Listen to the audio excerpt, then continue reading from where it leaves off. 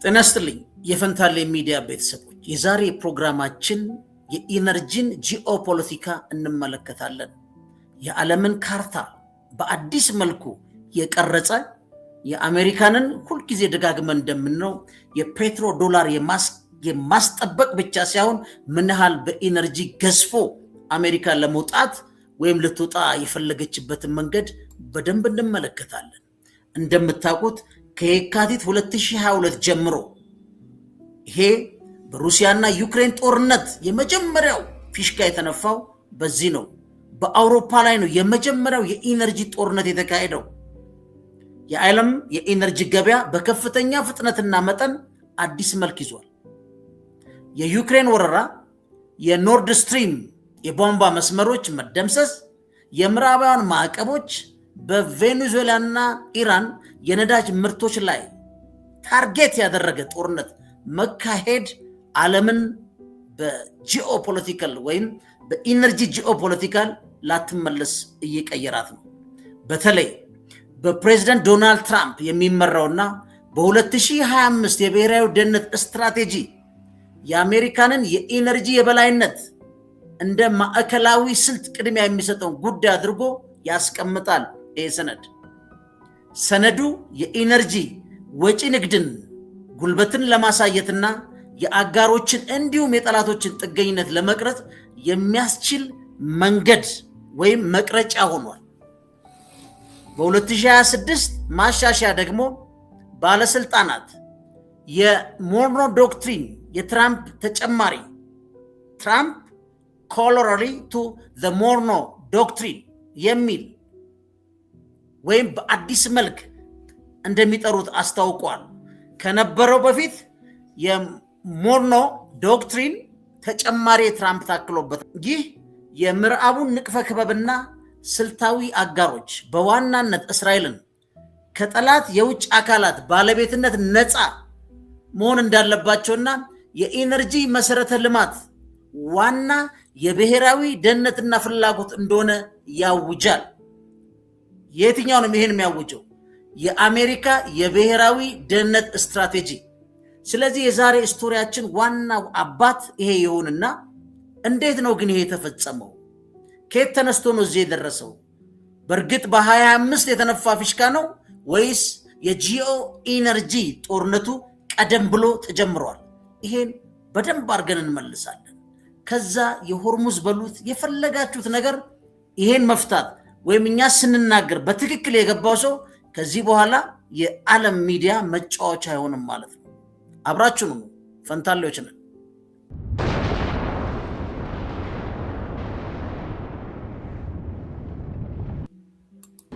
The relationship between Germany and the United States has been turbulent since Donald Trump came to power. I think it's a horrible thing that Germany's doing. He's attacked Germany's trade surplus, its NATO contributions, and now there's another source of contention.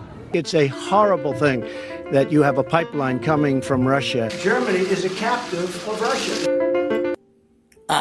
ይሄ በግልጽ የታወጀ የጋዝ ወይም የተፈጥሮ ጋዝን በሉት ነዳጅ በሉት የታወጀ ጦርነት ነው። ከሩሲያ በቧንቧ የተዘረጉ ወደ ምዕራቡ ዓለም በሉት ወደ አውሮፓ የቀረቡ ነዳጆች በጣም ሆረብል ናቸው አሉ ዶናልድ ትራምፕ። ይሄን የተናገሩት በ2018 ነው። በሁለተኛው ምርጫ ላይ ዶናልድ ትራምፕ በጆ ባይደን የተተኩት። ለዚህ ዋናው ቁልፉ አሁን ላለንበት የኢነርጂ የጂኦፖለቲካል ጦርነት በደንብ የታወጀው አውሮፓ ላይ ነው ስንል አለ ምክንያት አይደለም። መነሻው ግን የተደረገው ምንድነው? ሩሲያ ዩክሬንን ከወረረች ነው። በቀደም የሲአይኤውን ዋና ሊቀመንበር አሰምቻቸዋለሁ። ፕሮክሲ ዋር ነው ሩሲያ ላይ የከፈትነው ብለዋል። ቤኔት የሲአይኤው ዳይሬክተር የነበሩት ማለት ምንም ወደዛ ማለት የለብንም። ያ ፕሮክሲ ዋር ግቡ ምን ነበረ? ለምንድነው ሩሲያን ፕሮቮክ ማድረግ የተፈለገው? ለምንድነው በ2014 ዲሞክራቲካሊ ኢሌክትድ የነበሩትን ያናኮቪችን ከስልጣናቸው ገልብጠው አባረው ቪክቶሪያ ኑላንድ ጆ ባይደን፣ ባራክ ኦባማ ሶስቱ ናቸው። በዛ ጊዜ ማኬን ታስታውሱታላችሁ። አሁን ደግሞ በቅርብ የሞተው ሴናተር በተደጋጋሚ የተመለሱ ዩክሬን ውስጥ ቅስቀሳ ያደርጉ ነበር። ያናኮቪች ፕሮ ሩሲያ ነው መወገድ አለበት እያሉ ከዛ ምንድን ያደረጉት አደገኛ ሩሲያ ውስጥ አደገኛ ኃይሎች አንቲ የሩሲያ ፍላጎት ያላቸው ሁልጊዜ እንደምላችሁ ጦርነቱ ስሙ ምንድነው ዲናዚፊኬሽን ነው ይባላል። የዛ ሜንታሊቲ ያላቸው ኢምፓወር አረገች ቪክቶሪያ ኑላንድ። ከዛ በኋላ ማንም ሰው ያልጠበቀው ነገር በዩክሬን ውስጥ የሚካሄድ ዲሞክራሲና ዩክሬንን ለተሻለ የመንግስት አቅም የማብቃትና ፕሮ ሩሲያ የሆነውን ሌፍት ዊንግ እያሉ ወይም ግራ ዘመም ነው እያሉ የሚጠሩት መንግስት የመቀየር ፍላጎት ይመስል ነበር። ግን ዛሬ ላይ ቁጭ ብላችሁ ስታዩት ሲካሄድ የነበረው ናቶን ፕሮቮክ ሲያደርግ የነበረው ዩክሬን ሩሲያን ፕሮቮክ ስታደርግ የነበረው ዋናው የኢነርጂ ጂኦፖለቲካ ለማወጅ ቢሃይንድ ዘ ሲን የተቀመጠው አጀንዳ እንደሆነ በግልጽ ያሳያል። ይሄን በደንብ በተጨባጭ ነው የምናሳያችሁ። ምክንያቱም ይሄ ኖርድ ስትሪም 2 ማለት 11 ቢሊዮን ዶላር የወጣበት የጀርመንን ሰርቲፊኬት እየጠበቀ ወደ ስራ ሊገባ አልቆ ማለት ነው። ያን ጊዜ ነው ያፈነዱት። ለምንድን ነው ያፈነዱት ብላችሁ ስትናገሩ ኮዙን ዋናው ባለቤቱ ማን ይመልስልናል? ጆ ባይደን ይመልስ። If Russia invades, that means tanks or troops crossing the border of Ukraine again. Then there will be no longer a Nord Stream 2. We will bring an end to it. But how will you do that exactly? Since the project and control of the project is within Germany's control. We will, I promise you, we'll be able to do it. Possibly this is a good idea to say to our American friends, we will be united, we will act together, and we will take all the necessary steps, and all the necessary steps will be done by all of us together. ይህ መግለጫ በፌብሩዋሪ 7 2022 በቴሌቪዥን በተሰጠ ጋዜጣዊ መግለጫ ነው። እንግዲህ የአሜሪካው ፕሬዝዳንት አስፈላጊ ከሆነ አሜሪካ በኖርድ ስትሪም ላይ እርምጃ እንደምትወስድ አምነዋል። ይህ መግለጫ የተሰጠው ሩሲያ ወረራ ከመጀመሪያው 3 ሳምንት በፊት ነበር። ኦሬዲ እንድትጀምር ከ2014 እስከ 2022 እስከ 2022 ድረስ 14000 የሩሲያን ዜጎች በግፍ ተጨፍጭፈው ተገለዋል። ለተባበሩት መንግስታት የቀረበ ሰነድ ነው። ይሄን ችግር ለመፍታት የሚኒስክ አግሪመንት በቀደም አሳይቻችኋለሁ። 2015 2014 ላይ የቀረበውን ተቀዶ ነው የተጣለው። ለምንድነው ተቀዶ የተጣላችሁ ካላችሁት የዚህ የኢነርጂ ጂኦፖለቲካ ዋናው መስመሩን ሊያሰናክልና ሰላም ሊያመጣ ስለፈለገ ነው። ስለዚህ ፕሬዝዳንት ጆ ባይደን ምን አሉ? ሩሲያ ከወረረች አሉ ይህ ማለት ታንኮችና ወታደሮችን የዩክሬንን ድንበር እንደገና ካቋረጡ ከእንግዲህ ሮድ ስትሪም 2 አይኖርም አሉ። ሪፖርተሯ ደነገጠች። ግን ፕሮጀክቱ በጀርመን ቁጥጥር ስር ስለሆነ ይህን በትክክል እንዴት ታደርጉታላችሁ? ለምን 11 ቢሊዮን የወጣበት የጀርመን ሰርቲፊኬት መንግስት እየጠበቀ ወደ ስራ የተዘጋጀ ያለቀ ጉዳይ ነው። ባይደን ምን አሉ? እናደርገዋለን፣ ቃል ገባላችኋለሁ፣ እሱም ማድረግ እንችላለን። አሁን ይሄ ዝም ብላችሁ ስታዩት ሩሲያ ዩክሬንን ስለወረረች የተደረገ አይደለም። ኖርድ ስትሪም 2 ያፈነዱበት መንገድ ዩክሬንና ሩሲያ ስለተጋጩ የሩሲያ ድንበር ስላለፈች አይደለም። ግን የኢነርጂ ጂኦፖለቲካው የመጀመሪያው ፊሽካ ሲነፋ ነው። ስለዚህ በጣም በሚያሳዝናችሁ መልኩ ምንድነው ይሄ ሾል የሚባለው የጀርመን ፕሬዝዳንት የነበረ እንደዚህ አይነት ደደብ ፕሬዝዳንት በዓለም ላይ እኔ አይቻላል። በዓለም ላይ ነው የምላችሁ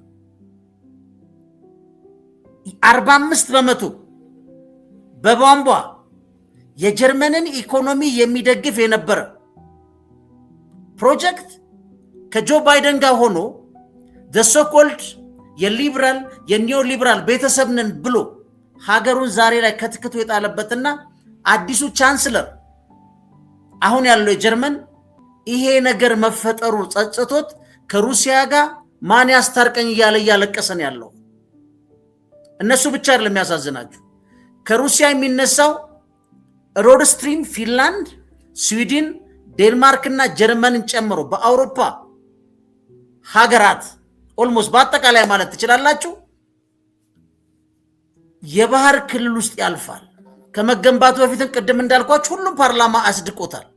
በተጨማሪም የዚህ የሮድ ስትሪም ቱቦች ከመገንባታቸው በፊት የምክክር ሂደቱ አካል የነበሩት ኢስቶኒያ፣ ላትቪያ፣ ሊቱዌኒያ፣ ፖላንድ አስዳቂ ነበሩ። ህጋዊ በሆነ መንገድ ይኸውም በተባበሩት መንግስታት የባህር ህግ ኮንቬንሽን መሰረት በሩሲያ ላይ የተፈጸመ የሽብር ጥቃት ተደርጎ ነበር የተወሰደው። ግን አይደለም፣ በአውሮፓ ህብረት ላይ የተፈጸመ የአሜሪካ የኢነርጂ ጂኦፖለቲካል ጦርነት መሆኑን ዛሬ እናየዋለን። አውሮፓዎች አዝነዋል፣ በግሎባል ኤሊቶች ተታለዋል። ሁልጊዜ ሩሲያ እንደ ጠላት። በነገራችን ላይ ሩሲያና ጀርመን ይሄን ነዳጅ በጋራ መጋራት፣ ቀጥሎ ወደ ንግድ፣ ቀጥሎስ ወደ ቱሪዝም ከሄዱ አሜሪካ አውሮፓ ውስጥ የሩሲያ ድብ እያስፈራራች የምትሸጠው ምን የለም፣ መሳሪያም የለም፣ የምታቀርበውም ነዳጅ አይኖሩም። ሙሉ በሙሉ ምን ይሆናል? ሩሲያና አውሮፓ በንግድ ኢንቴግሬትድ ከሆኑ ከዛ በኋላ የሚተኩስ ጥይት አይኖርም ነበር። እንደዚህ አይነት የሞተ የጀርመን መሪ ዛሬ ከፍተኛ ዋጋ እያስከፈላቸው ነው ያለው። በነገራችን ላይ እዚህ ጋር አሁን ይሄን ብትመለከቱት በጣም ነው የምታዝኑት። ይሄ እንግዲህ የተዘረጋውን ቱቦ አፈንድተውት ሚቴን እየለቀቀ ነው። በጣም የሚያሳዝን ነው። በነገራችን ላይ እዩት፣ ከስር ነው የመቱት። ቅድም እዚህ ላይ ቢቢሲ ላይ ታችሁት ከሆነ ልጅቷ ስታቀርበው አሁን እዚህ ላይ ላቁም ነው ብታዩት፣ ይሄ አሁን መዘርጊያው ነው። ምንድነው የሚቀብር የነበረው? እነዚህ ቱቦዎች ይታዩአቸው አይደለም? በ1200 ኪሎ ሜትር በላይ ነው የተቀበሩት። እነዚህ ነው የፈነዱት። ይኸው እንደምትመለከቱት ከሩሲያ ተነስቶ ወደ ጀርመን ዴስቲኔሽን ያለው ይሄ ጠቅላላ ምንድነው ማለት ነው የሚገናኝ ነበር። ሳድሊ ግን ይሄ ሳይፈጸም ቀረ ማለት ነው። ስለዚህ እዚህ ላይ ምንድነው ያነሳ ነው እናጠቃለውና የመጀመሪያውን ክፍል ይሄ አሁን ዊፐናይዚንግ ኢንተርዲፔንደንስ ኢን ዩሮፕ እስካሁን የተነጋገርነውን ሰመራይዝ ስናደርግ ይሄ እንደምታዩት ዊፐናይዚንግ ኢንተርዲፔንደንስ ኢን ዩሮፕ ምን ማለት ነው? በጣም ከባድ ነው። የመጀመሪያውን ብያቸዋለሁ። የኢነርጂ ጂኦፖለቲካ ጦርነቱ የታወጀበት ነው። የመጀመሪያው የገበያ ክፍል ደረጃ ያተኮረው አውሮፓን ከሩሲያ የጋዝ ቧንቧ መስመሮች በመለያየት ላይ ነበር ጦርነቱ የተጀመረው። ከ2022 ወረራ በፊት እንደምታዩት ካርታው ላይ ይታያችሁ አይደለም? ሩሲያ ከአውሮፓ ህብረት የጋዝ ፍላጎት 40% ገደማ ታቀርብ ነበር። በግንቦት 2026 ግን የሩሲያ ድርሻ በኖርድ ስትሪም መደምሰስ በጥር 1 ቀን 2025 የሩሲያና ዩክሬን የትራንዚት ስምምነት በማብቃቱና የምዕራባውያን ማዕቀቦች በመጣላቸው ምክንያት ከ8% በታች ወርዷል። እግዚአብሔር ያሳያችሁ። በተመሳሳይ ጊዜ ልብ በሉ። በዚህ ተመሳሳይ ጊዜ በደንብ አዳምጡኝ። የአሜሪካ ፈሳሽ ተፈጥሯዊ ጋዝ ኤልኤንጂ ወደ አውሮፓ የሚላክበት ምርት ከ2005 እስከ 2004 ጋር ሲነጻጸር በ61% ጨምሯል። የአሜሪካ ኤልኤንጂ አሁን ከአውሮፓ ህብረት አጠቃላይ ጋዝ ገቢ 59% እና ከዩናይትድ ኪንግደም 68% ይሸፍናል። ፕሮፌሰር ካስፐር የተባሉ ሰውዬ በአሜሪካ ምን ብለ የደህንነት ስትራቴጂው ላይ የኢነርጂ ምን ብለዋል? የወጪ ንግድን እንደ ጉልበት ማሳያና አንድ አድርጎ መግለጽ አስምሮበታል። ይህም አዲስ ምን ይሆናል? የአትላንቲክ ጥገኛ የኢነርጂ ጂኦፖለቲክስ መፍጠር ማለት ነው። አሁን ካርታው እንደምትመለከቱት ምንድነው? ከአውሮፓና ከሩሲያ የማላቀቅ መልሶ ግን የአትላንቲክ ጥገኛ ማድረግ። እዩት የቀድሞ ሁኔታ ከ2022 በፊት ምንድነው? ካርታውን በደንብ ይዩት። ከሩሲያ ወደ አውሮፓ ህብረት በተለይ ጀርመን የሚሄዱ ግዙፍ የጋዝ ቧንቧ መስመሮች ይታያቸዋል። ኖርድ ስትሪም 1 እና 2 አይደለም በካርታው ላይ ጎልቶ ይታያሉ። ልብ በሉ ሩሲያ ስንት ነበራት? 40 የጋዝ ፍላጎት ይሸፍን ነበር። ካርታውን ይዩት። አሁን ጊዜስ እነዚህ ቧንቧ መስመሮች የተቋረጡት የተደመሰሱ በመሆናቸው ከስንት ከ2004 እስከ 2026 ማለት አዲሱ ፍሰት ምን ይመስላል? እዩት ካርታው ላይ ከአሜሪካ ምስራቃዊ የባህር ጠረፍ ተነስቶ ይታያቸዋል። አትላንቲክ ውቅያኖስን አቋርጦ ወደ አውሮፓ፣ ዩኬ፣ ፈረንሳይ ወዘተ የሚሄድ የፈሳሽ ጋዝ ኤልኤንጂ ጫኝ መርከቦች መስመር ይታያቸዋል። አሜሪካውን ቅድም እያቸዋለሁ 59% የአውሮፓ ንብረት የጋዝ ገቢን ትሸፍናለች። ስለዚህ የዚህ ሰመሪ ምንድነው ነው? አውሮፓ ከሩሲያ የፓይፕላይን ጥገኝነት ወጣ ወደ አሜሪካ የባህር ላይ ጥገኝነት ተሸጋግራለች። ይሄ የመጀመሪያው የኢነርጂ ጂኦፖለቲካ የኢነርጂ ጦርነት አውሮፓ ላይ የተከፈተውና አውሮፓና ሩሲያን የገነጠለው ነው። ፈንታሌዎች ነን። ቻናላችን ላይክ ሰብስክራይብ አድርጉ። ወደ 6 ፓርት አለ አብረን እናያለን።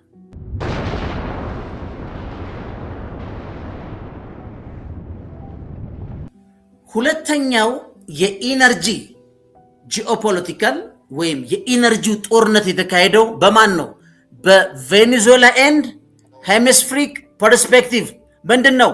የኛ የጓሮ አትክልቶች በሏቸው የጓሮ ቤቶች ባክያርዶች እየተባሉ የሚጠሩት የአሜሪካን ባክያርድ ቬኔዙዌላ ነው የተካሄደው። የምዕራቡ ንቅፈ ክበብ እይታ ምንድነው ነው? ስለዚህ የሁለተኛው የትግል መድረክ የዓለማችንን ትልቁ ልብ በሉ የተረጋገጠ የነዳጅ ክምችት የያዘችው ቬኔዙዌላን ያካትታል። በማርች 2005 ሼቭሮን የአሜሪካ ኩባንያ የሥራ ፍቃድ መሰረዙንና ልብ በሉ በነዳጅ ጫኝ መርከቦች ላይ ተጨማሪ ማዕቀቦች መጣላቸው ተከትሎ የቬኔዙዌላ ምርት በ2005 መጀመሪያ ላይ በቀን ከነበረበት 900,000 ባረል በዲሴምበር በ2005 ወደ 650,000 ዝቅ ብሏል። ዝቅ ማለት ብቻ አይደለም፣ አትሸጭም፣ አይገባም፣ አይወጣም ብለው በመርከብ ተሸካሚ ከበው ምን አድርገዋል? ሀገሪቷ ላይ ወረራ ፈጽመው ማድሮን ከቤተ መንግስት ከዓለም አቀፍ ሕግ 100 አይደለም 1 ሚሊዮን በተጻረረ ተሸክመውት ወደ ራሳቸው እስር ቤት ሄደዋል። ስለዚህ ቬኔዙዌላ ልብ በሉ ከዓለም አቀፍ አቅርቦት 1% ያሉን ብቻ የምትወክል ቢሆንም ለምንድነው 1% የምትወክለው? ምን ብላ ታምርት? የነዳጅ አይነቷ ግን እንደ ሄቪ ክሩድ የሚባለው ነው።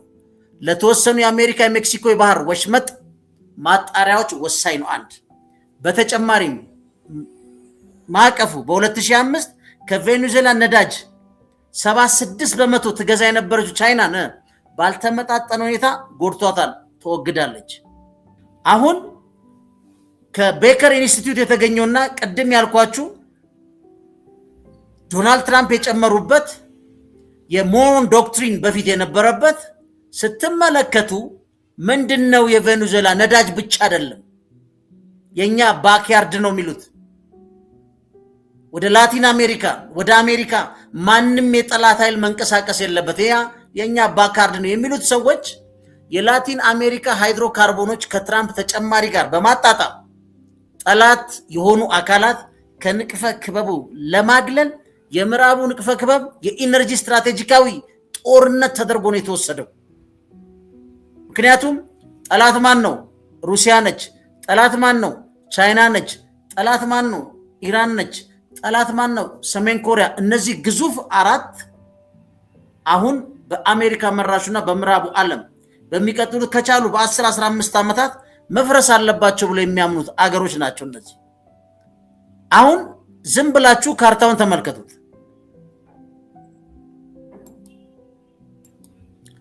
አሁን ካርታውን ስትመለከቱት ስትራቴጂካዊ ቦታ ነው። በደንብ ይዩት። በደቡብ አሜሪካ አናት ላይ የምትገኘው ማነች? ቬኔዙዌላ ነው። የዓለማችን ትልቁ የነዳጅ ክምችት ባለቤት ነች። አንድ በአሜሪካ ማዕቀብ ምክንያት የቬኔዙዌላ ነዳጅ ምርት በከፍተኛ ሁኔታ ስንት ሆኗል? ከ900 650 ሺህ አልኳችሁ። ቻይናስ ቀደም ሲል 76% ምርቷን ትወስድ ነበር። ቻይና በአሜሪካ ማዕቀብ ምክንያት አቅርቦት ምን ሆነ?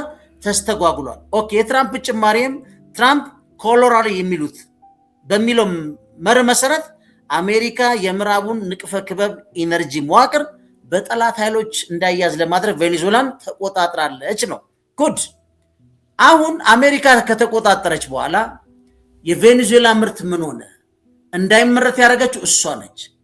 አንዱን የጀመረችው የኢነርጂን ጂኦፖለቲካል ጦርነቱን ቬኔዙዌላ ካካሄደች በኋላ በሚገርም መልኩ አሁን ከ800 ሺህ እስከ 1.1 ሚሊዮን በርሚል በቀን ይመረታል ማለት ነው። አስቡት። ስለዚህ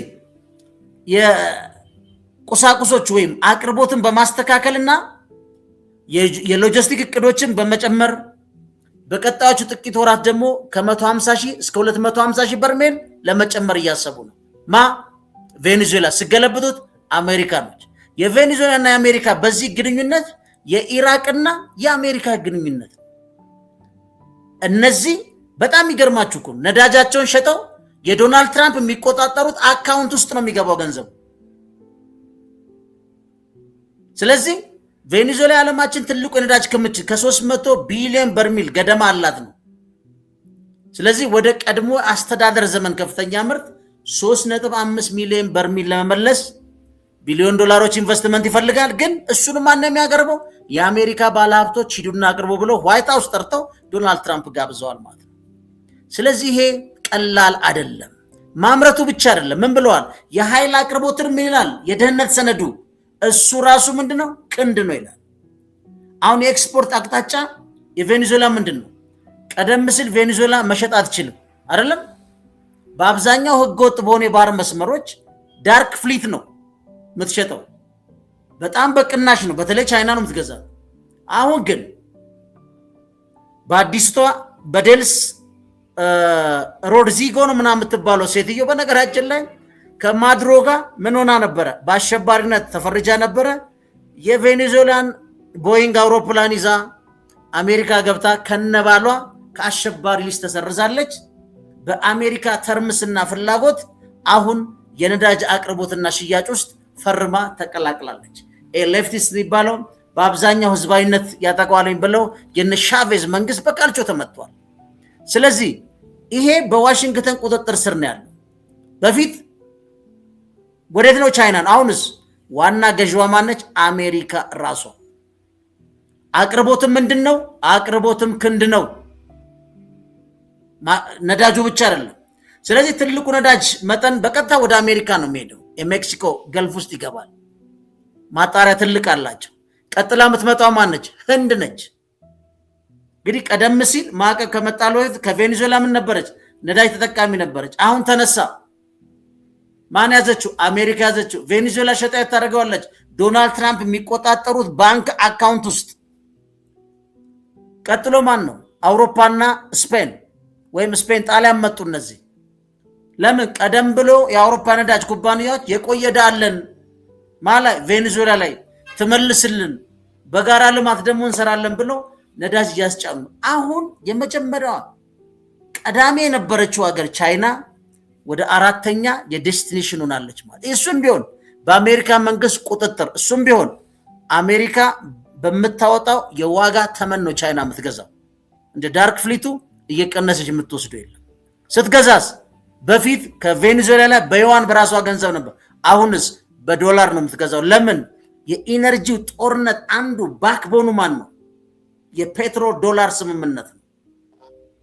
ይሄ ፔትሮ ዶላር ስምምነት የአሜሪካንን ኢምፓየር ደም ነው፣ ብለዱ ነው። እሱን ሳካረጋችሁ ኢምፓየሩ የለም። ስለዚህ የዚህ የኢነርጂ ጂኦፖለቲካል ጦርነት በቀላሉ የምናየው አይደለም ማለት ነው። በአጠቃላይ ስናየው አሁን የገበያ ለውጥ አለ ብለናል። ወዴት ሆናል? ወደ አሜሪካ። ሌላው ምን ሆናል? ካናዳ ለአሜሪካ ለምታቀርበው ደግሞ ተመጣጣኝ ተወዳዳሪ አድርጎ ተልማ ዶናልድ ትራምፕ ማለት ነው። ስለዚህ አንድን ሉዓላዊ ሀገር ወረው ፕሬዝዳንቱን አግተው በሄሊኮፕተር ነው በአውሮፕላን ተሸክሞ ወስደው የአንድን ሀገር ነዳጅ ተቆጣጥረዋል። መቆጣጠራቸው ብቻ አይደለም፣ እስከዛሬ ሰው ሳልገል ከሌሎቹ የአሜሪካ ፕሬዝዳንቶች የአሜሪካንን ፍላጎት ያሳካው እኔ ነኝ ይላል። ግን የሰውን ሀገር ነዳጅ መቆጣጠር የአሜሪካ ህዝብ ፍላጎት ነው። ይሄ በጥናት የተረጋገጠ ሳይሆን ግን ምንድነው የኢምፔሪያል ፓወሩን የሚመራው የፕሪዳተር ሄጂሞኒክ ተቀራማች ኃይሉ ፍላጎት እንደሆነ ግን አሻሚ አይደለም።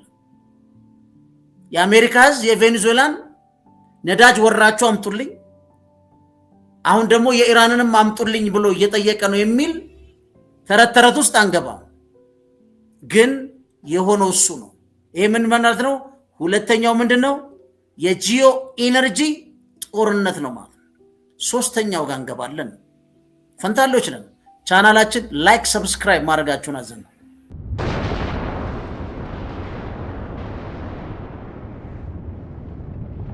የሶስተኛው ደግሞ አሁን እንደምታዩት ነው። እንግዲህ የኢራን እስራኤል ግጭትና የሆርሙዝ እገዳን በተመለከተ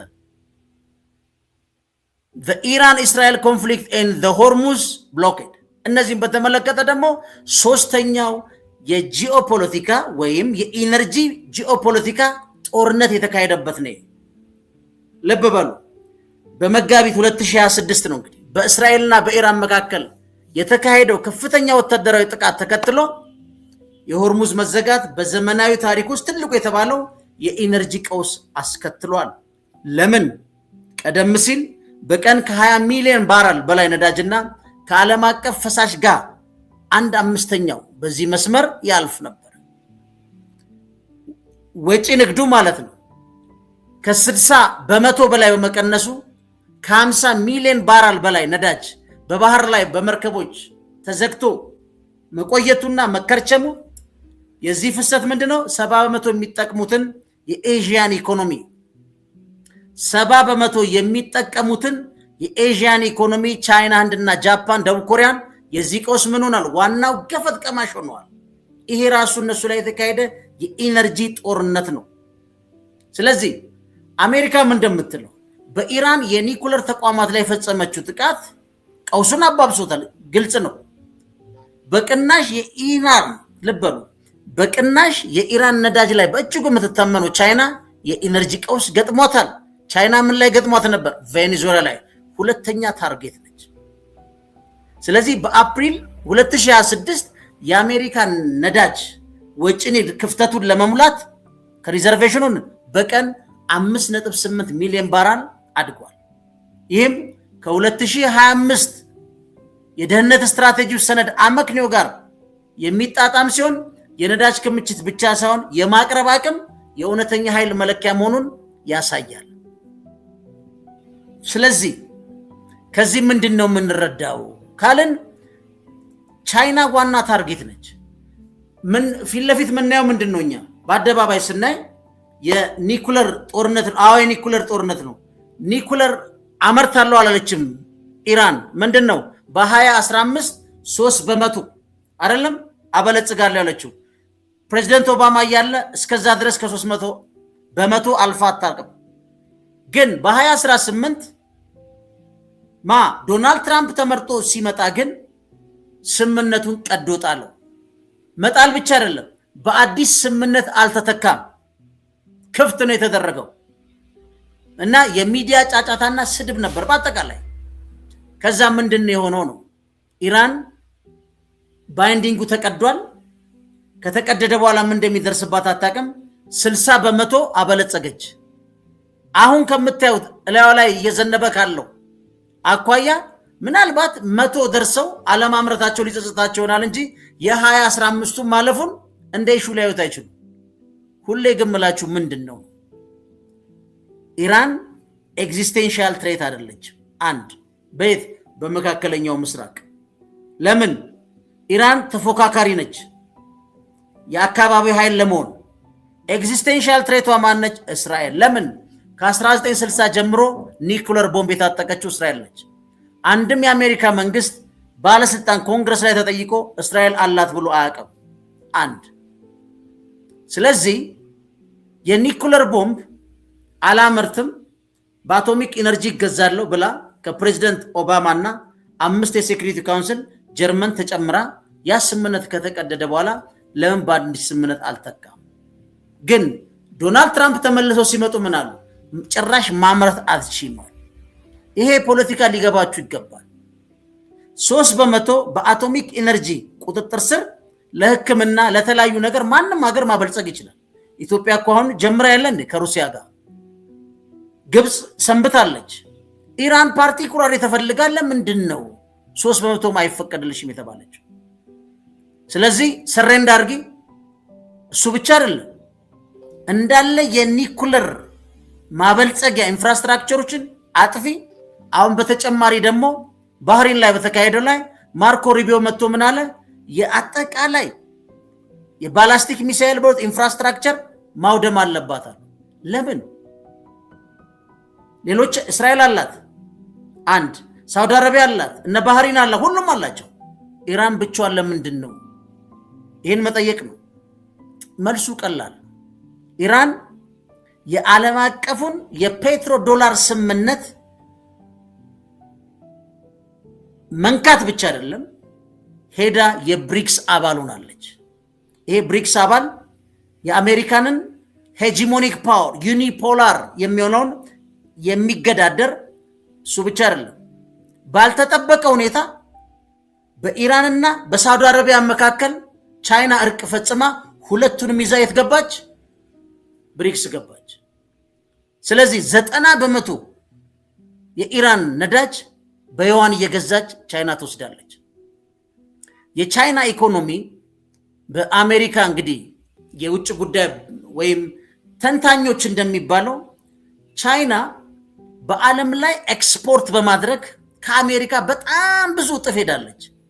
የዚህ ሚስጥሩ ይላሉ እነሱ ቻይና ኤክስፖርት ኦሪየንትድ የሆነ በጣም ገበያውን ያጥለቀለቀችው ርካሽ በሆነ ነዳጅ ነው።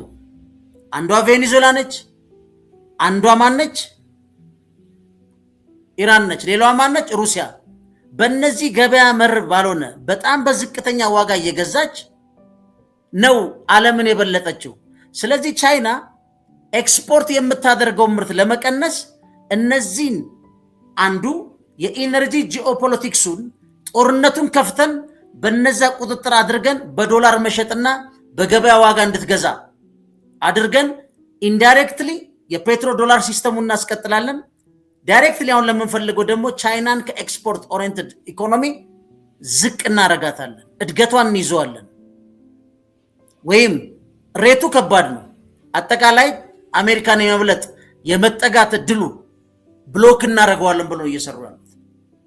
ስለዚህ ምንድነው የፔትሮ ዶላሩን ኢራን በዩዋን ነው የምትሸጠው፣ ፕላስ ርካሽ በመስጠት የቻይናን ምንድነው ኤክስፖርት ኢኮኖሚ እየደገፈች ነው። ሁለተኛው ከባዱ ምንድነው የቤልት ኤንድ ሮድ ነው። ቤልት ኤንድ ሮድ ዋና ኮንሰፕቱ በራሱ አሜሪካ የባህር የበላይነት ስላላት ንግድም በባህር ዙሪያ በዳርቻዎች ስለፈጠረች ቻይና ቤልት ኤንድ ሮድ የሚባለውን ወደ ምንድነው ወደ ምድር መሬት ላይ ባለ የገበያ ስርዓት የመቀየር ነው። ይሄ ደግሞ የአሜሪካንን የባህር የበላይነት መሰረት ያደረገ የዓለም ንግድ ስርዓትን ወደ ውስጥ መመለስ ማለት ነው። ያ አሜሪካኖችን አንጎል አድርጓል። ስለዚህ ቻይናን ከመምታታችን በፊት የቻይናን እጅ መቁረጥ ካለብን ኢራንን መቁረጥ አለብን። ኢራንን መቁረጥ ካለብን የኢስላሚክ ሪፐብሊክ ይሄ መንግስቱ ምን ማለብን ሪጅም ቼንጅ የስርዓት ለውጥ ማምጣት አለብን። ለምን ቬኔዙዌላን በአንድ ቀን ተሳክቷል። ስለዚህ የሞሳዱ ቺፍ ለዶናልድ ትራምፕ ማብራሪያ ሲሰጥ አያቶላውና ወታደሮቹን አንዴ ስናጠፋቸው ህዝቡ ግልብጥ ብሎ አደባባይ ለወጥቶ መንግስቱን ይረከባል የሚል ትንታኔ ሰጣቸው። ዶናልድ ትራምፕ ምን አሉ? በሳምንት ነው የሚያልቀው። የአሜሪካ ጠቅላላ ፕሬዝዳንቶች በሳምንት ይሉና ፎርኤቨር ዋር ውስጥ ነው የሚገቡ። አዲዮስ። ዶናልድ ትራምፕ መውጫ አጥቷል ይመስላችኋል? የሁሉ ቦምብ ያዘንባል። በዚህ በአየር የበላይነት መንግስት ማፍረሳቸው ኢቭን በምድር እንኳን ቢገቡ ኢራቅን እንኳን ማስተዳደር አልቻሉም። አይደለም ኢራን የተደራጀ ኃይል በተለይ የፓወር ስትራክቸሩ እንደማንም ሰው የሆነ መሪውን ይዛቸው አይደል ብዙ ፓወር ነው ያለው ኢራን ውስጥ ስትራክቸር ዲሞክራቲክ የሆነ ስትራክቸር አለው በዛ ላይ በሃይማኖት የተወጠረ በጣም ሃርድ ላይነር ንቅንቅ የማይሉ አሉበት ስለዚህ የዚህ የኢነርጂ ጦርነቱን አንዱ ምንድነው ማለት ነው የቤልት ኤንድ ሮድ ምን ይሰራል ቻይና ኢራንና ሩሲያ ስለዚህ ኢራንን መቁረጥ በቻይናና በሩሲያ ላይ እንዲሁም በብሪክስ ላይ በፔትሮ ዶላር ላይ በቻይና ኤክስፖርት ላይ ያለ ስለሆነ መመታት አለባቸው ብሎ ገቡ በመጋቢት 2026 እዩት ካርታውን እዚህ ላይ በእስራኤልና ኢራን መካከል የተደረገው ወታደራዊ ጥቃት ተከትሎ የሆርሙዝ ስልታዊ ባህር ምን መዘጋቱ ምን በለናል ተጽዕኖ ከዚህ ቀደም በቀን 20 ሚሊዮን ባራል ነዳጅ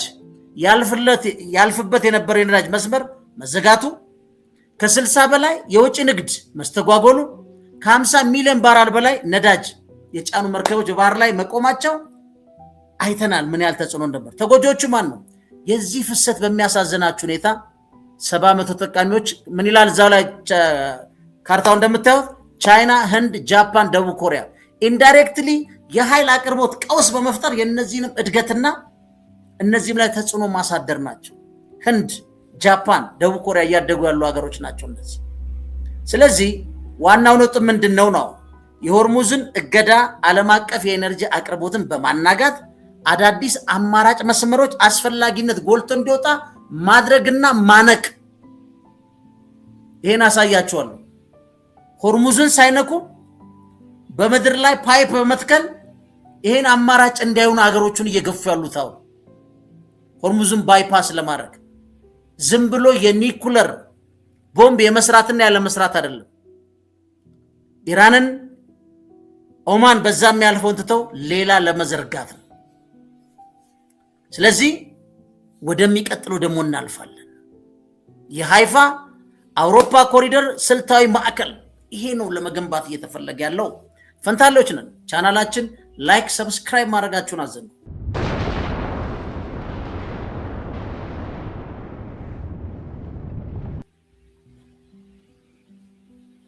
እንግዲህ እኔን ገለጻ ሳረግ እናንተ ካርታውን ጥብ ያረጋችሁ ያገናኛችሁ እንደምታዩት ተስፋ አረጋለሁ ስለዚህ የዚህ የሆርሙዝ እገዳ the Haifa Europe corridor the strategic hub የሚባል በማስጨነቅ የኤነርጂ አቅርቦት ሰንሰለትን በመረበሽ በማን በአሜሪካና እስራኤል ወይም በምዕራቡ አገር ብቻ መቆጣጠር የሚቻል የኃይል አቅርቦትና ፍሰት የመገንባት ጠላት ከሚሏቸው እጅ የማውጣት ፍላጎት ነው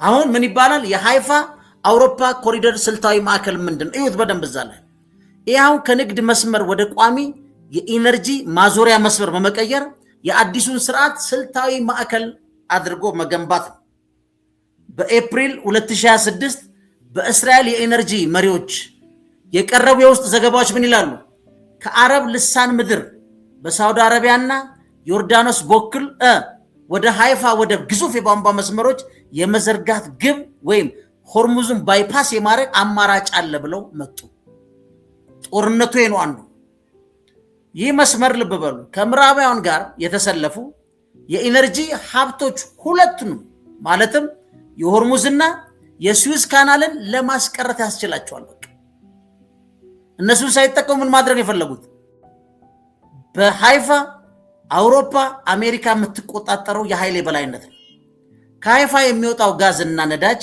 ወደ ታቀደው ኢስት ሜዲትሬኒያን የባህር ስር ቧንቧ መስመርና ግሪክ ከባልካን ሀገራት ጋር ወደሚወስደው ቨርቲካል ጋዝ ኮሪደር እያያችሁት ነው ለምሳሌ ክሊር መግባት ይቻላል ስለዚህ ጠቅላይ ሚኒስትር ቤንጃሚን ኔታንያሁ በአፕሪል 2026 ምን አሉ ነው ጥያቄው የቧንቧ መስመሮችን ወደ ምዕራብ ማዞር ለሆርሙዝ ቀውስ ብቸኛ የረጅም ጊዜ መፍትሄ ነው አሉ አሁን አቅርቦቱን መረበሽ ለምን አስፈልጉ በኒኩለር ስም ለምን መቀጥቀጥ አስፈልጋቸው ስትሉት ይሄ ነው የኢነርጂ የጂኦፖለቲካ ጦርነት ነው ይህም የአሜሪካን ኤልኤንጂ እና የመካከለኛው ምስራቅ ነዳጅን ወደ አንድ የምዕራባውያን ቁጥጥር ስር ያለው የአውሮፓ መረብ የሚቀላቅሉበት የተዋሃደ ግንኙነት መፍጠር ነው። ክሊር ካርታውን ይዩት። ይሄ አዲስ አማራጭ መስመር መላችሁ IMEC ሚሉታል የሃይፋ አውሮፓ ኮሪደር። ስለዚህ እሱ ከየት ነው የሚነሳው? ይዩት። ከህንድ ተነስቶ በአረብ ኤሚሬትስ፣ ሳውዲ አረቢያ፣ ዮርዳኖስን አቋርጦ እስራኤል ሃይፋ ወደብ ላይ የሚደርስ የባቡርና የቧንቧ መስመር ኢንዲያን ሚድል ኢስተርን ዩሮፕ ኢኮኖሚክ ኮሪደር። ከዚህ በፊት ነግሬያቸዋለሁ። ቤንጃሚን ኔታንያሁ ሄክሳጎናል የሚል የሴኩሪቲ ሲስተም ብለው እንደመጧት ወደ አፍሪካ ዘርግተውት ሶማሌላንድና ኢትዮጵያን አካተዋል። እዚህ ላይም አሉ። ስለዚህ የዚህ ስልታዊ ጠቀሜታ ምንድን ነው? ይሄ አዲሱ ግንባታ፣ አዲሱ የኤነርጂ ጦርነት፣ አዲሱ የጂኦፖለቲካል ጦርነት ምንድን ነው ካላችሁ ይህ መስመር የሆርሙዝን ስልታዊ የባህር በርና የስዊዝ ካናል ሙሉ በሙሉ የሚያስቀር ነው። ይሁት እዛው ላይ ትስስሩስ ምንድን ነው? ካርታው የሚነግራቸው ከሃይፋ የሚነሳው የነዳጅና ጋዝ ፍሰት ወዴት ሄዳል? ወደ ኢስት ሜዲቴሪያን የባህር ስር ቧንቧ መስመርና ወደ ባልካን ሀገር የሚሄደውስ ቨርቲካል ጋዝ ኮሪደር ጋር ይገናኛል ማለት ነው። የዚህ ቁልፍ ሚስጥር ምንድን ነው? የዚህ የኢነርጂ ጂኦፖለቲካል ጦርነት ምንድን ነው ካላችሁ የሆርሙዝ ቀውስ ሃይፋን የምዕራባውያን ቁጥጥር ስር ያለ አዲስ ዓለም አቀፍ የኢነርጂ ማዕከል ስትራቴጂክ ሀብ ማድረግ ነው። እስራኤልን የስትራቴጂክ ሀብ ማድረግ ነው። አንዱ ጦርነት፣ ግዙፉ ጦርነት እየተካሄደ ያለው ይሄ ነው። ስለዚህ በዚህ ማዕቀፍ ውስጥ ማየትና መረዳት በጣም በጣም ኢምፖርታንት ነው። አምስተኛውስ የኢነርጂ የጂኦፖለቲካል ጦርነት ምንድን ነው? ፈንታሌዎች ነን። አብራችሁን ቆዩ። ቻናላችን ላይክ፣ ሰብስክራይብ ማድረጋችሁን አትዘንጉ።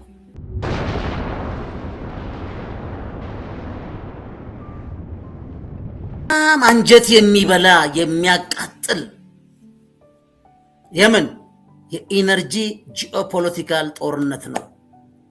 75,000 የጋዛ ህዝቦች አንዱ የማለቁ ምክንያት የኦክቶበር 7 የሐማስ የአሸባሪ ጥቃት መነሻ ትልቁ የጦርነት ስዕል ቢሆንም ዋናው ቁልፉ እና የሚያሳዝነው ከጋዛ ፍልስጤሞችን የማጽዳት ፕሮጀክት የዶናልድ ትራምፕ የሰላም ቦርድ በሚባል በሪል ስቴት ግንባታው በፈለጋችሁ ተንትኑት።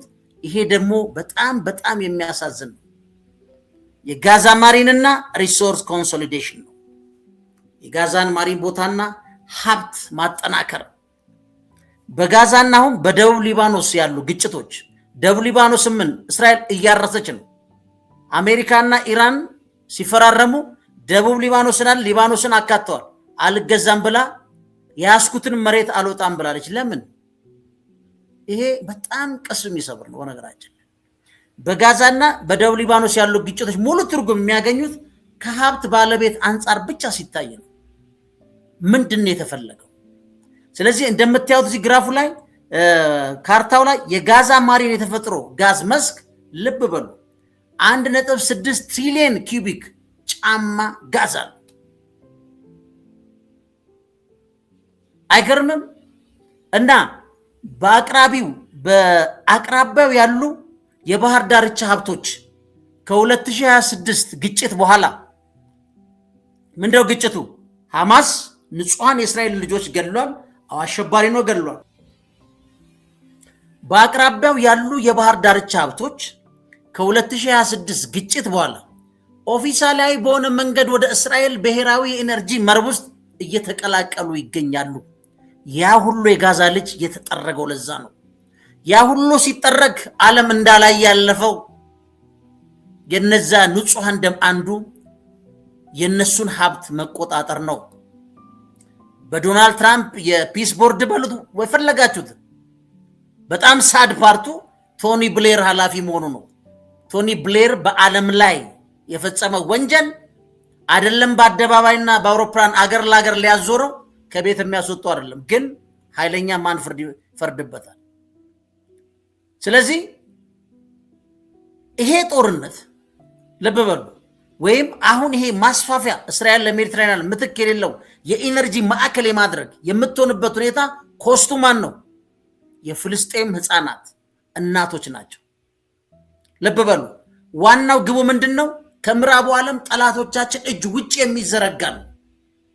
ልክ ቻይና ቤልት ኤንድ ሮድ እንደምትለው እነሱም ከኢራን ከቻይና ሩሲያ ሰሜን ኮሪያና ሌላ ብላ ብላ የሚሏቸው ጠላቶቻቸው ውጭ የሚሏቸው ነው። ስለዚህ ምንድነው እየሰራሩት? የአትላንቲክ ሌቫንቴ ስርዓት አክሲስ ነው እየገነቡ ያሉት። አትላንቲኩ ከየት ነው ይመዘዘም? ከአሜሪካ ነው። ሌቫንቴ የምታዩት ጠቅላላ ባህር ጋዛዎች የነበሩበት የባህር ዳርቻቸው ሙሉ ጋዝና ነዳጅ ነው። በነገራችን ከጋዛ እስከ ሊባኖስ ውሃዎች ያለው የተዘረጋው ማለት ነው። የሌቫንቴ የባህር ዳርቻን በመቆጣጠር እስራኤል የሃይፋ ማዕከል ማድረግና የምዕራብ ሜዲትራኒያን የቧንቧ መስመር ለማስቀጠል አስፈላጊ የሆኑ ሀብቶችን ታስከብራለች ማለት ነው። ለምን?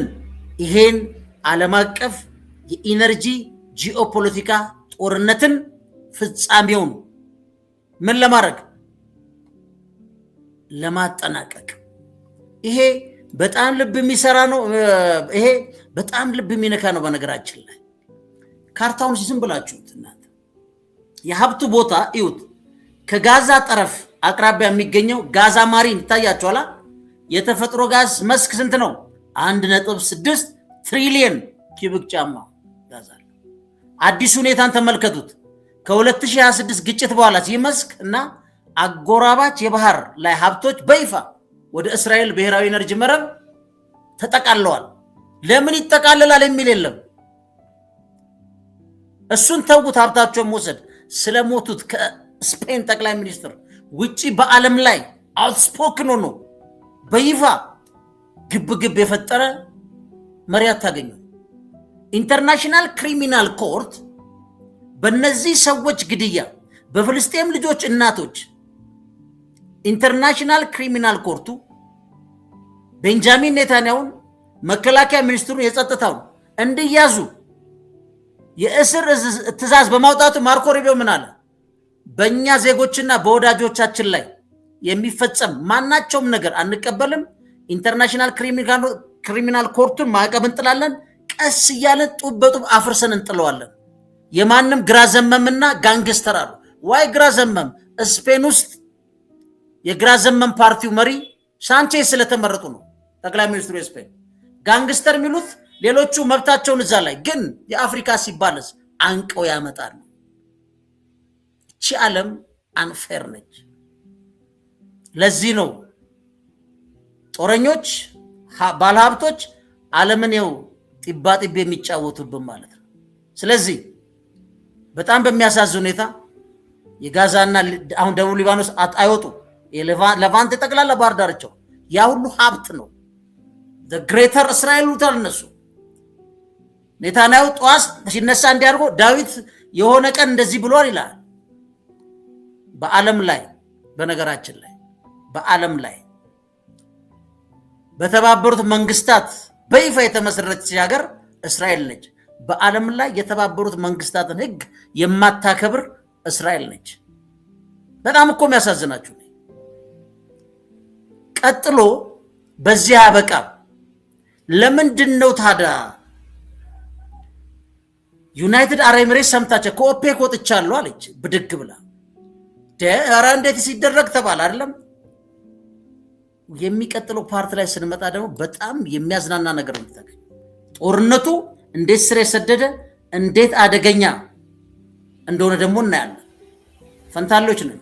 ቻናላችን ላይክ ሰብስክራይብ ማድረጋችሁን አትዘንጉ። በኦፔክ ውስጥ ያለው ተቋማዊ ቀውስን ደግሞ አሁን እናየዋለን።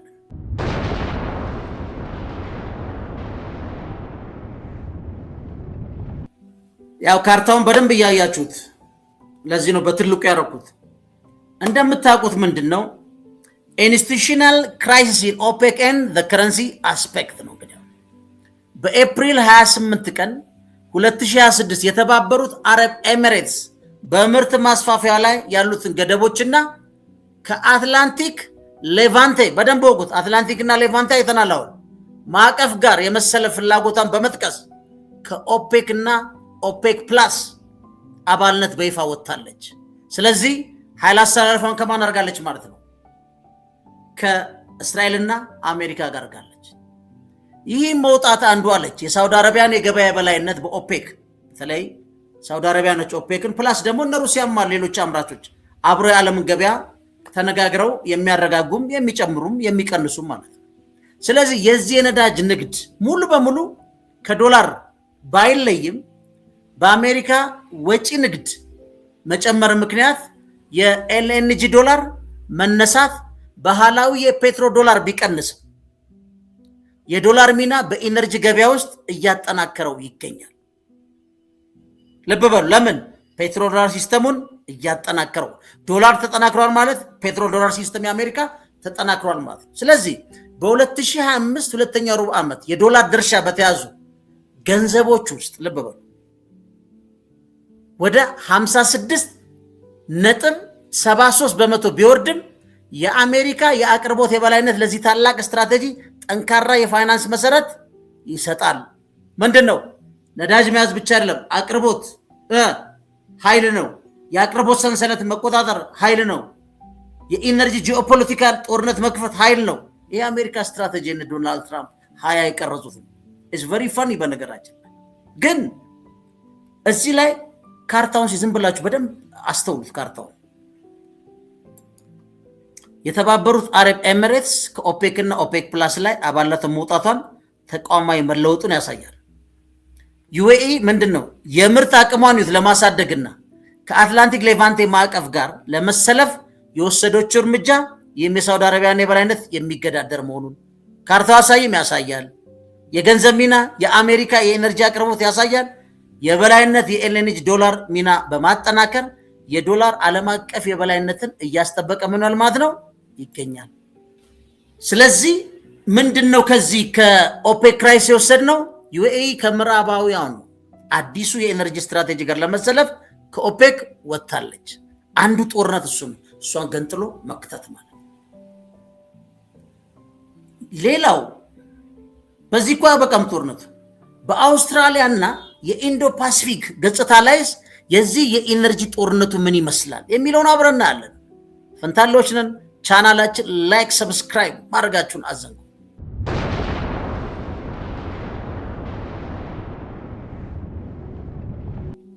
በነገራችን ላይ የዚህ የኢነርጂ ጦርነቱ ስፋቱ በጣም እኮ የሚያስደነግጣችሁ አውስትራሊያንም እንዴት ዱቄት እንዳደረጓት እናያለን። እንግዲህ የዓለም አቀፉ የኤልኤንጂ ገበያ ውስጥ በኤሲያ ፓሲፊክ ላይ ከፍተኛ ተጽዕኖ አሳድሯል። ቀደም ሲል ሁለተኛዋ ትልቋ ኤልኤንጂ ላክ የነበረችው ማነች? አውስትራሊያ። በ2025 መጀመሪያ ላይ ወጪ ንግድ የነበራት ደረጃ በ4 ዓመት ውስጥ ዝቅተኛ ሆኖ ተመዝግቧል። አሁን አሜሪካ አውስትራሊያና ኳታርን በመብለጥ ልብ በሉ በ2025 መገባደጃ ላይ 25.2 በመቶ የዓለም ድርሻ በመያዝ የመጀመሪያዋ የተፈጥሮ ጋዝ አቅራቢና ላኪ ሆናለች። ጌታዬ ይሄ ነው ጦርነቱ። የአሜሪካና የመካከለኛው ምስራቅ አቅርቦቶችስ ምን ሆኗል? ወደ ሃይፋ የሚያዞሩትም ማለት ነው ገበያውን ስለሚሞሉት። የአውስትራሊያ የተፈጥሮ ጋዝ የኤልኤንጂው ወደ ኤዥያ የሚሸጥበት ዋጋ ለበበሉ እስከ 2027 ማጣቀሻዎች ምን አሉ? በ42 በመቶ ይወርዳል ተብሎ ይጠበቃል። ይህም የአውስትራሊያውን ምን ስልታዊ ቦታን ያዳክማል። እስቲ ካርታውን ይዩት፣ በደንብ ይዩት። ምንድነው አሜሪካ አውስትራሊያና ኳታርን በመብለጥ ይላል። ካርታውን በደንብ ይዩ። የዓለማችን ቀዳሚ ፈሳሽ ጋዝ ላኪ መሆኗን 25.2 በመቶ የሚል ይታያቸዋል። ቀደም ሲል ደግሞ ለኤዥያ ገበያውና አቅራቢ የነበረችው አውስትራሊያ አቅርቦቷስ አሁን ካርታው ላይ ምን ያሳያል? ቀንሷል። የዋጋ ውድቀቱስ የአሜሪካና የመካከለኛ ምስራቅ አቅርቦቶች ልብ በሉ ሌቫንቴ አክሲስ በሃይፋ በኩል የሚዞሩ ከሆነ ገበያውን ምን ይሆናል? ስለሚሞሉት የአውስትራሊያ ኤነርጂ ዋጋ እስከ 27 ምን ብለናል? 42 በመቶ እንዲወርዱናል። አውስትራሊያ ምዕራብ ሀገር አይደለች እንዴ? የአውሮፓ ህብረት ሀገር አይደለችም እንደ ኢምፔሪያሊዝም እንደዚህ ነው። አሁን ያለው የዶናልድ ትራምፕ ኔክድ ነው። አይ ምን ቅብ የለውም ኔክድ ነው። በቃ አቅርቦቱን አንድ ሰንሰለቱን የሚጨፈልቀውን ጨፍልቀን እንይዛለን። ግን ኢራን ላይ ስታዩት በነገራችን ላይ የኢራን ጦርነት ብቻዋን አይደለች።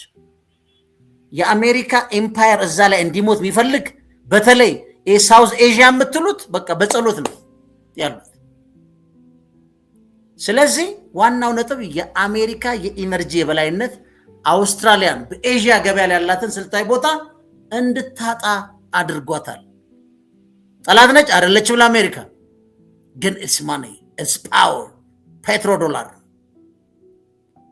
ታዲያ ይሄ ከሆነ እስካሁን ያወራነውስ በምን እንደምድመው?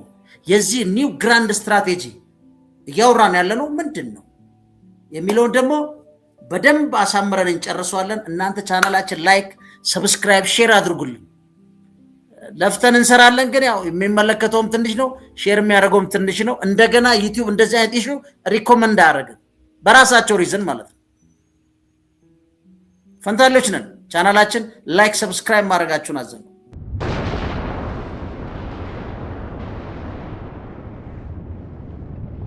አሁን ስናጠቃልለው ደምረን ወደ መሬት ስናወርደው አትላንቲክ ሌቫንቴ ኢነርጂ አክሲስ ነው።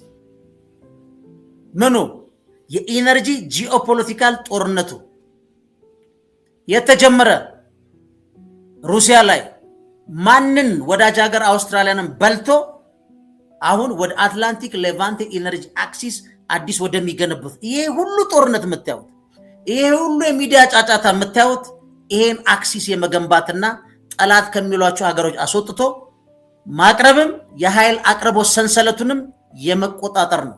ሆርሙዝንም በሎ ስዊዝ ካናልን ባይፓስ የማድረግ ማነው ሌቫንቴ የት ነው ያለው? እስራኤል ላይ ሀብ በማድረግ ከአትላንቲክ አሜሪካ በመያዝ በሁለቱ የሚዋቀር የዓለም የነዳጅ ፍሰት አንድ፣ ሌላው ምንድነው የአቅርቦት ሰንሰለት መቆጣጠር ከጠላቶቻችን ማውጣት ይላል። ይሄ እንደዛ ከሆነ ፍላጎታቸው ዘርዘር ስናደርገው ምን ማለት ነው የሚለውን እንስማ። እንግዲህ በመጋቢት 2026 የሆርሙዝ ቀውስ ሲረግብ ብናይም እየታየ ያለው ምስል ግን ምንድነው? የአትላንቲክ ሌቫንቴ የኢነርጂ ዘንግ ነው። ቢቀንስም ያለው ምንድነው?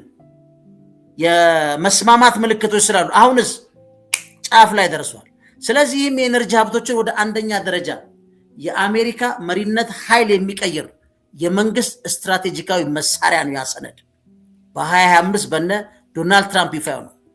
የሃይፋ የጋዛ ማሪን ሀብቶችና የተባበሩት አረብ ኤሚሬትስ አዲስ አሰላላት መፈጠር አሜሪካና እስራኤል እንደ ጌት ኪፐር በር ጠባቂዎች የሆኑበት ምን ይሆናል ማለት ነው? የዓለም የኢነርጂ ጂኦግራፊ ቋሚ አደረጃጀትን ያሳያል። ካርታውን ይዩት። የታሰቡት ውጤቶችና ያልተጠበቁ የጎንዮሽ ምን ጉዳቶች ግን አሉ። እያየን ነው። ምን አለ? ጦርነት አለ። እሱ ብቻ አይደለም። ይሄን እያለሙ ኢራን ላይ የገጠማቸው ጉዳይ ዓለምን አጠቃላይ ወደ ኢኮኖሚክ ሪሴሽን ውስጥ ሊከታትና በነገራችን ላይ ፕሮፌሰር ማራንዲ ለምንድን ነው እስራኤል የማታጠቁት ብለው ጠየቁት ትላንትናና አንድ በሶስት ሪዝን ነው አለ።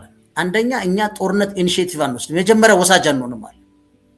ሁለተኛው ግን አለ ኔታንያሁ እዚህ ጦርነት ውስጥ በመግባቱ ሀገር ውስጥ ከፍተኛ የፖለቲካ ቀውስ ውስጥ የመቀጠል ማደግ አለበት። ኢራን ላይ አሁን ብንተኩስለት አለ ህዝቡን አንድ አድርጎ ምርጫውንም አሻግሮ ተመልሶ ራሱ ይቀመጣል። ስለዚህ ለሱ አቅምና ጉልበት አንሆንም። ፈኒ አፕሮች ነው በነገራችን ላይ። ሌላው ምንድነው? እዚህ ጋር ወሰዱት። አሁን ኢነርጂ ከሽያጭ እቃነት ወደ ምን ተቀየረ ማለት ነው? ዋናው የጂኦፖለቲካል ውድድር መሳሪያነቱን አንድ በአዲስ ምዕራፍ በቁርጠኝነት እየተሸጋገረ ግን ዋና የጦር መሳሪያና ገዳይም ነው። ኢነርጂ ለምን እንደሚጠቅመው ኃይል አይደለም እንዴ? አበቃ። እነሱስ ያን ኃይል በመቆጣጠር በኃይል ውስጥ ሌላ ኃይል እየፈጠሩ ዓለምን እየደቆሱ። ስለዚህ ለሚቀጥለው ቢያንስ ግማሽ ክፍለ ዘመን ውስጥ ቅድም ያልናችሁን የሌቫንቴ አክሲስ ልናይ እንችላለን። ግን ይሄ ሩሲያና ቻይና የኢራን ኬዝ ብዙ ጉዳዮች አሉ። ይሄ እነሱ ህልም ነው፣ እስካሁን አልመጣም። ግን ጋዛ ላይ የፈጸሙትን ስታዩት እንደዚህ አይነት ነገሮች በዩኤም ጋር እንዘረጋለን የሚሉት ብዙ ነገሮች አሉ። ስለዚህ ይህ በ26 ያለውን ዓለም አቀፍ የኤነርጂ ጂኦፖለቲካል ለውጥ የሚያሳይ አጠቃላይ እይታ ነው እያየን ያለ ነው። ካርታው ላይ በዋናነት ምን ብለናል? በአሜሪካ የሚመራ አዲስ የኢነርጂ ስትራቴጂ እና የቁጥጥር መዋቅር ያሳያል። ለምን? ሪጌይን ኦፍ ዋት the petro dollar system ሪጌይን በማድረግ ነው፣ ዳግም በመያዝና በመጨበቅ ግን ተቦርቡሯል። ይሳካል አይሳካም ሌላ ጉዳይ። ስለዚህ የዚህ አትላንቲክ ሌቫንት ኢነርጂ ዘንግ የካርታው ማዕከላዊ ጭብጥ ሲሆን እዚህ እንደምታዩት የአሜሪካ ኢነርጂ የበላይነት በአውሮፓና በመካከለኛው ምስራቅ ለማጠናከር የተቀየሰ ስትራቴጂ። ይህ ዘንግ ሁለት ዋና ዋና ክፍሎች አሉት። እንደምታዩት አትላንቲክ ዲፔንደንስ አለ፣ ልክ እንደ ኔቶ ማለት ነው። አሜሪካ ወደ አውሮፓ የምትልከው የፈሳሽ ጋዝ በከፍተኛ ሁኔታ ማሳደግ ማንን ገላ? ሩሲያ ከ45 አቅራቢነት ወደ 8 ቀይራ እሱ 59 አይተናል። አውሮፓ ከሩሲያ የጋዝ ቧንቧ መስመሮች የነበረባትን ጥገኝነት ወደ አሜሪካ የባህር ኃይል አቅርቦት ጥገኝነት መቀየሩን ያሳያል። ሳድኩ በቧንቧ የሚመጣውን በመርከብ መጥቶ ፕሮሰስ ተደርጎ የሚጠቀሙበትን ነዳጅ መርቶታል። በተለይ እዛ የጀርመን ሾል ፕሬዚደንት እንደሱ አይነት ደደብ በምድር ላይ የለም። የኖርድ ስትሪም ቧንቧን መስመሮች መቋረጥና ሌሎች ማዕቀቦችን ይህን ሽግግር ምን ብሎታል? አፋጥነውታል። የ11 ቢሊዮን ዶላር ነው እንግዲህ ኖርድ ስትሪም 2 ማለት ነው። እንዴት እንደሚያቃጥል መገመት እኮ አትችልም። ሌላው ምንድን ነው? እያጠቃለልን ነው። የሃይፋ አውሮፓ ኮሪደር እስራኤል ሃይፋ ወደብ ላይ የምዕራባውያን ቁጥጥር ስር ያለ አዲስ ዓለም አቀፍ የኤነርጂ ማዕከል ሆናለች። በካርታው ላይ እየሰሩ ነው ያሉት። ዘ ካሚንግ ሃፍ ሴንቸሪ ይሳካል ተብሎ ነው። ብዙ አፕሳይድ ዳውኖች። ይህ ማዕከል የመካከለኛው ምስራቅ የነዳጅ እና የጋዝ ሀብቶችን በቀጥታ ወደ ምን ይሸኛል? ወደ አውሮፓ፣ ወደ ኢስት ሜዲትሬኒያን ያሻግራል። የሆርሙዝ መስመርስ በካርታው ላይ እንደምታዩት ምን ይታያቸዋል? ኢንዲያን ሚድል ኢስት ዩሮፕ ኢኮኖሚክ ኮሪደር ፐርማነንት ኢነርጂ ባይፓስ ተብሎ የሚታየው መስመር ምንድነው? ስልታዊ ጠቀሜታ አለው። ይህ መስመር ምን ማለት ነው? ከህንድ ተነስቶ በአረብ ኤሚሬትስ፣ ሳውዲ አረቢያ እና ዮርዳኖስ በኩል እስራኤል ላይ ምን ሃይፋ ላይ ይደርሳል። ዋና ግቡ ምንድነው ነው? የሆርሙዝ ስልታዊ የባህር በር ስትሬት ኦፍ ሆርሙዝ እና የስዊዝ ካናል ሙሉ በሙሉ በማስቀረት አማራጭ የማጓጓዣ መስመር ማቅረብ ነው። አንዳንዴ ምን ይባላል? ማበልቶ ማን ይቀራል እንታያለን ምትለው የጓደኛ ዛቻ እዚህ ላይ በደግ ይላል። አስቡት፣ ስዊዝ ካናልንም ስትሬት ሆርሙዝን አውጥተው ወደ ሌላ ነው እየቀየረው። ይሄ እንግዲህ በሚቀጥሉት ይሳካል ነው። አሁን መስመር እየተጠረገ ነው። የሚያሳዝነው ግን የጋዛዎቹ የጋዛ ማሪንና የሀብት ማጠናከር ሰመራይዝ እያደረግ ነው። በካርታው ላይ ይታያቸው አይደለ? ፖስት 26 የሚል ጋዛ ማሪን ኢንቴግሬትድ ኢንቱ እስራኤል ግሪድ የሚለው መረጃ እንደሚያሳየው እስራኤል ከጋዛ ጠረፍ አቅራቢያ ያለውን የተፈጥሮ ጋዝ መስክ ሙሉ በሙሉ ተቆጣጥራለች። ሳድ ነው ይህ እርምጃ። እስራኤል በሌቫንቲን ባህር ዳርቻ ደቡብ ሊባኖስ ወደዛ ጀምሮ ያለውን የኤነርጂ ሀብት በበላይነት ለመቆጣጠርና የሃይፋን ማዕከልነት ለማጠናከር አስችሏታል። እየሰሩ ነው ወዳጄ። ሌላው ምንድነው? በኦፔክ ውስጥ ያለው ቀውስና የዶላር ሚና እዛ ላይ ሰመራይዝ እያደረግ ነው። የዩኤኢ አሰላለፍ፣ የተባበሩት አረብ ኤሚሬትስ ከኦፔክ መውጣት የአትላንቲክ ሌቫንቴን ማዕቀፍ ጋር መሰለፏን ያሳያል። ይህ እርምጃ የሳውዲ አረቢያን የበላይነት የሚገዳደር ነው። ኦፔክ አሁን የኤልኤንጂ ዶላር ሚና ምንድን ነው? እዚህ ጋር ካልን የአሜሪካ የኢነርጂ አቅርቦት የዶላር ዓለም አቀፍ የበላይነትን እያስጠበቀ መሆኑን ያሳያል። በካርታው ላይ እንደሚታየው ፔትሮ ዶላር ኢሮዥን ቨርስስ ኤልኤንጂ ዶላር ስትሬንግዝ የሚለው መረጃ ይህንን የገንዘብ ሚና ለውጥ ያረጋግጣል። ካርታውን በደንብ እያያችሁት። አምስተኛው ምንድነው? የአውስትራሊያና የኢንዶ ፓሲፊክ ተጽዕኖ። ካርታው የአሜሪካ የኢነርጂ የበላይነት በአውስትራሊያ ላይ ያሳደረውን ተጽዕኖ ያሳያል። አሜሪካ በዓለማችን ቀዳሚ ፈሳሽ ጋዝ ላኪ በመሆን አውስትራሊያና ኳታርን መብለጧን ያሳያል። ሌላስ የአሜሪካና የመካከለኛው ምስራቅ አቅርቦቶች የኤዥያን ገበያ ስለሚሞሉት የአውስትራሊያ ኤልኤንጂ ዋጋ እስከ 27 ሚሊዮን ከፍተኛ ደረጃ ሁኔታ ላይ ይወርዳል ማለት ነው። የአውስትራሊያ ስልታዊ ቦታ ምንን ያዳክማል፣ የገበያ ድርሻዋን ይነጥቃል። ስንደምረው የአዲሱ ካርታ የኢነርጂ ሀብቶችን ወደ ስልታዊ የጂኦፖለቲካል ውድድር መሳሪያነት በመቀየር አሜሪካና እስራኤል የዚህ ዓለም አቀፍ የኢነርጂ ጂኦግራፊ በር ጠባቂዎች መሆናቸውን የማረጋገጥ ህልም የሰነቀ ካርታ ነው። ይሳካል አይሳካም ገና ረጅም ጉዞ አለው። ቢያንስ ግን ሃይፋን እየሰሩት ነው። ስለዚህ ከዚህ የምንረዳው ምንድነው ነው ጥያቄው። በተደጋጋሚ ይሄን አቀረበ። ስለዚህ የኢራን ጦርነት፣ የዩክሬን፣ ሩሲያ ይሄ ጠቅላላ ዘኮል የምታዩት እዚህ ውስጥ የተከማቸ እውነት አለው። ከዚህ የተለየም ፐርስፔክቲቭ ሊኖረው ይችላል። ግን አንዱ እውነት ይሄ ነው። ብዙ እውነቶች ሊኖሩ ይችላል። ዋናው ግብ ይሄ ነው። እየሄዱበት ነው። ይሳካል አይሳካም አብረን የምናየው ነው። ፈንታሌዎች ነን። ቻናላችን ላይክ፣ ሰብስክራይብ ማድረጋችሁን አዘንጉ። መልካም ቀን፣ መልካም አዳር። ቻው። አስተያየቶቻችሁን በናፍቆት ነው የምንጠብቀው። በተለይ ሼር አድርጉ። ምክንያቱም ብዙ ሰው እያየው አይደለም። እንደምታዩት ትንሽ ድካም ይፈልጋል፣ ንባብ ይፈልጋል ለመስራት። ቻው።